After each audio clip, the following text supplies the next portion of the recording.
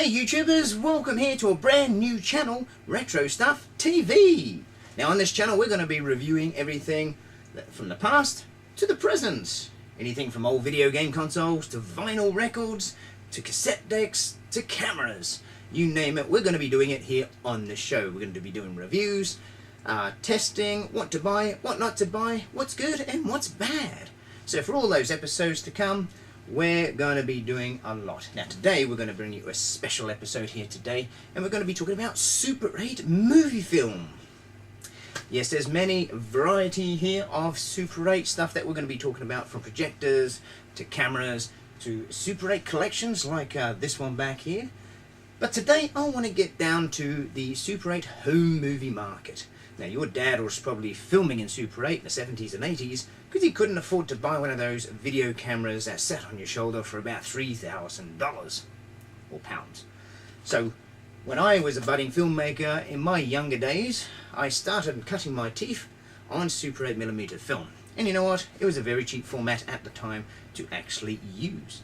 Now I've been digging around in my vault and I've unearthed a lot of old rare footage that I'm going to be showing you here today. Now the footage I'm going to be showing you is of a period in Australia on the Gold Coast between 1987 and 1993.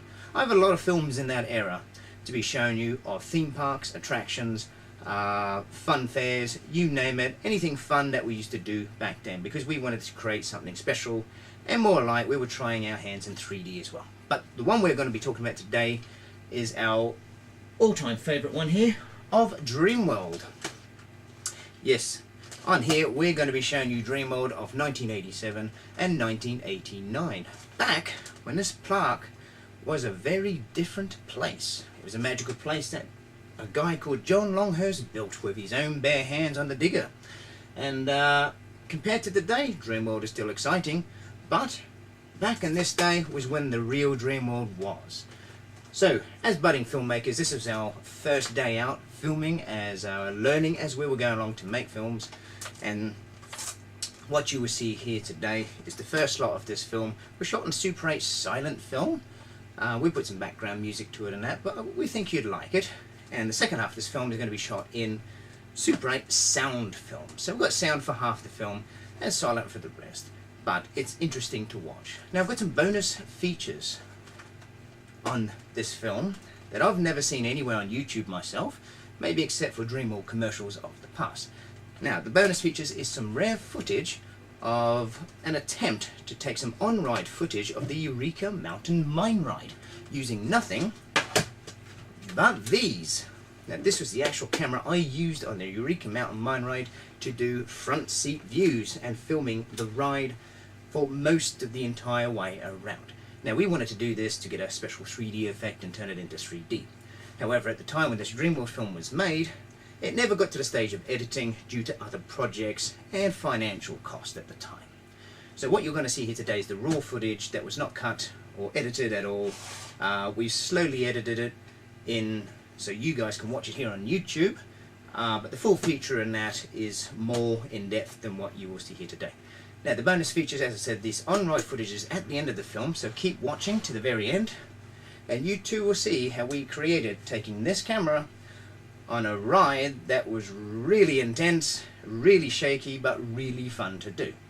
And we managed, after many, like 4 attempts, to get the best shot of the actual track and on-ride view of what the rider would do. Now of course back then GoPros weren't invented, iPhones weren't invented, so all you had was this or a VHS video camera, and this was more lighter than that to take on, so holding on with dear life, it was a very fun piece of film to watch and to film at the time.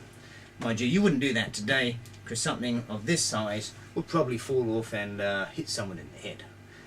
It was in the 80s, life was a bit more simpler back then, and we got to do many things with Dreamworld permission at the time as well. So without further ado, I hope you enjoy this trip down memory lane of Dreamworld in the past.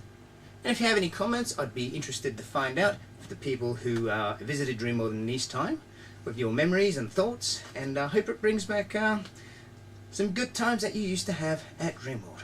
So without further ado, let's get on with the film Dreamworld 1987 and 1989.